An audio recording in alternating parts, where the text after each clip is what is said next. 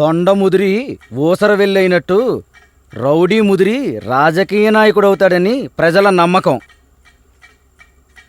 నేను రౌడీని కాదు, నీతిగా వ్యాపారం చేసుకునేటోడిని. అంత నీతిగా వ్యాపారం చేసేవాడివైతే మీ ఊరు వదిలే మా ఊరు వచ్చేవాడివి కాదు. సరే, గతంతో పనిలేనిదే రాజకీయం అంటే. అసలు రాజకీయంలోకి ఎందుకు వద్దాం అనుకుంటున్నావు? ప్రజాసేవ చేయనీకి. ఈ ఒక్క మాటతోనే 70 ఏళ్ల సంధి జనాల్ని అవలాగాలం చేస్తూనే ఉన్నాం.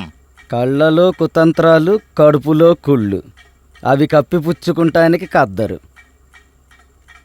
రౌడీ రాజకీయ నాయకుడైపోయాడుగా. హా. ఇప్పుడున్న సీఎం జనాలకు పనికొచ్చే పనులే చేస్తున్నాడు.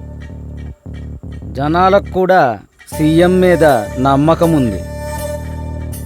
ఈ టైంలో నువ్వు గెలవాలంటే యూత్ని గ్రిప్లో పెట్టుకోవాలి. కులం అనే కుంపటిని పెట్టాలి. జనాలకు నువ్వేదో మంచి చేస్తావన్న మూఢనమ్మకాన్ని పుట్టించాలి. అన్నిటికీ మించి డబ్బు మంచినీళ్ళలా ఖర్చు పెట్టాలి. ఇంకా బాగా బిజినెస్ చేయి, ఇంకా బాగా సంపాదించు. రాజకీయం రంగు నోట్లతోనే ఉంది. నేను చెప్పినట్టు చేస్తే నీకు సీట్ వచ్చినట్టే. ఉంటా మళ్ళా.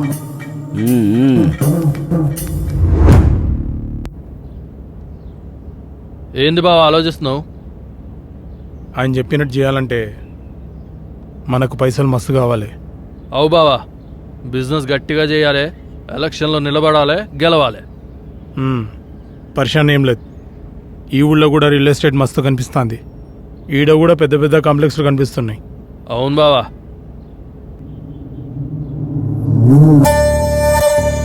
ఏమైసమ్మా బండం?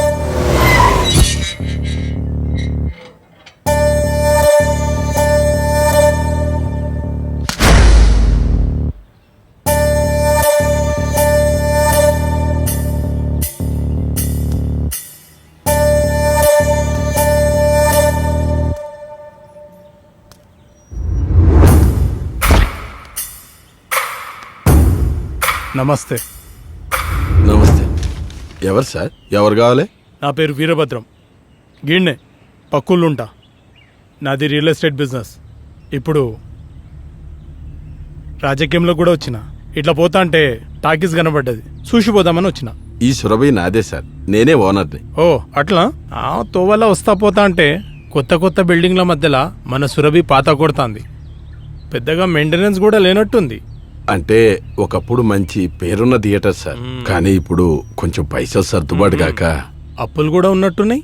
అవును సార్, కానీ సురభిని ఎప్పటికైనా బాగా డెవలప్ చేస్తా.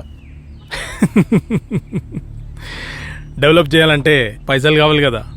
నీకైనా నాకైనా పైసలే కదా అవసరం. నువ్వు ఒక పని చెయ్యి. నాకు తెలిసిన ఒక బిల్డర్ ఉన్నాడు. ఆయన పెద్ద పెద్ద కాంప్లెక్స్లు కడతాడు. ఇప్పుడు బిల్డర్ ఎందుకు సార్?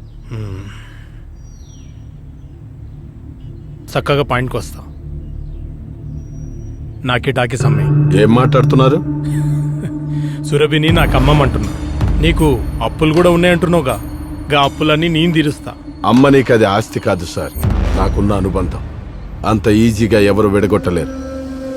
ఈ సురభిని కూల్చేస్తా, పెద్ద షాపింగ్ మాల్ కడతా, పిచ్చ పిచ్చ పైసలు వస్తాయి. నీ కూడా ఎంతో కొంత ఇస్తతి. అమ్మనని చెప్తుంటే నీకు అర్థం కాదా? ఎందుకమ్మో? అన్నా పైసా ఆమ్దాన్ లేదు, పైగా అప్పులున్నాయి. కొనడం నాకు కొత్త. బంగారం లాంటి ఆస్తిని మురగబెట్టుకుని ఏం చేస్తావు చెప్పు? ఏం బెదిరిస్తున్నావా? ముందుగల బయటినాడు.